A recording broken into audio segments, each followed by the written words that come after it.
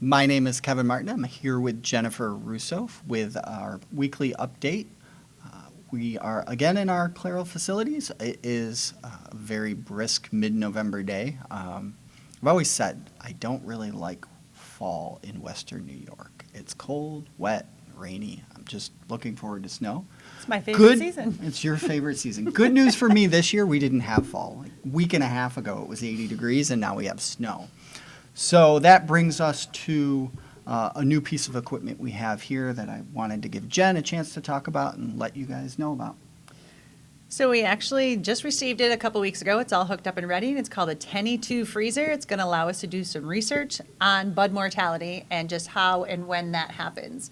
So we have 4 varieties here that we're working with USDA scientists and other viticulture specialists across the state, where we are taking certain varieties. At this particular farm, we're taking Niagara, Concords, Traminette, and Riesling. And weekly or bi-weekly, we're collecting buds, at least 10 from the paraderm. And what happens is we put it in this freezer in these individual cells, and there are temperature probes, and we keep decreasing incrementally the freezer all the way down, the temperature, in the freezer.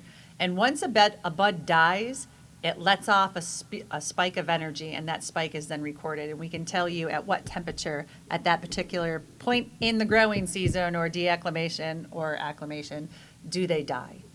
So it's kind of important work that we want to figure out, especially for our area, because all the areas are different.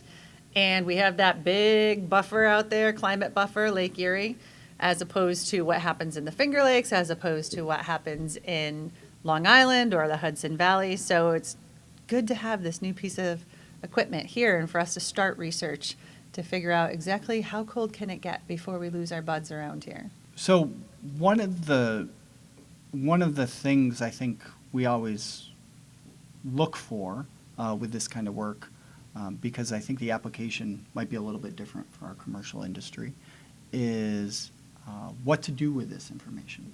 In the vinifera industry, I think this work's been done for a long time because if I have 2 or 3 acres of Cabernet Sauvignon and I know that there was some bud mortality, I may move from spur pruning to something else or just delay pruning altogether to see what happened. Leaving kicker canes. Sure. What would a Concord grower do, or I guess maybe a Niagara grower, since we do actually see that happen in Niagaras once every 10 or 20 years, or sometimes more often, hopefully not. But what would a Niagara grower do with that information? Because they're not going to just not prune until June. Right. Good question.